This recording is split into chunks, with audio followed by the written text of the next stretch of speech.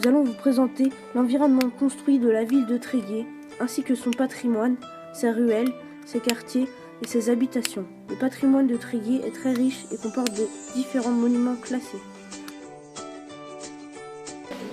Une ville est un milieu physique où se concentre une forte population humaine, 2000 habitants minimum. Une habitation est un logement où l'on réside de façon durable, maison, commerce, etc. Le torchis est fait de paille, de sable, de terre et d'eau. Il sert à boucher les trous de la structure de bois et à isoler. La structure de bois commence au rez-de-chaussée ou au premier étage. Dans la rue Renan, on observe des maisons en pierre et en pan de bois.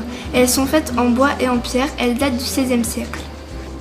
Sur ce type de maison, la structure de bois sert à soutenir la maison.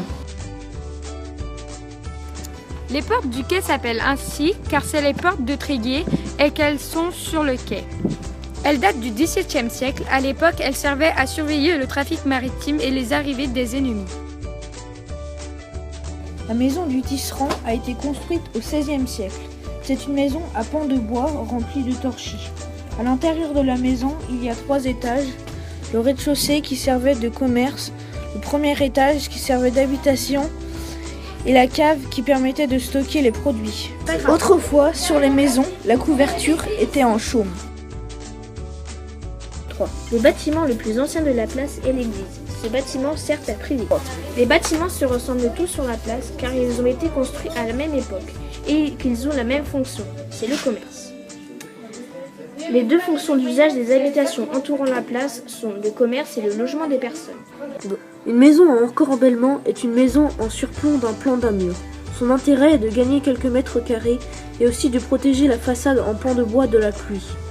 Au Moyen-Âge, certaines rues des villes étaient sombres car les maisons étaient hautes et les rues étroites. Ces rues étaient étroites puisqu'il y avait beaucoup de encorbellement sur les maisons, donc le soleil ne pouvait pas passer.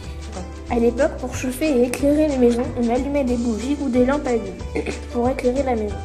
Pour la chauffer, il y avait très souvent des cheminées. À la Renaissance, on a souvent interdit les maisons à pans de bois car il y avait beaucoup trop d'incendies propagatifs. Les gens trouvaient aussi que la pierre était plus noble que le bois. Les maisons de la rue du Collège ont changé car elles sont plus récentes que celles du centre de Tréguier. Les matériaux de ces maisons sont le béton, la pierre, l'ardoise et le crépi.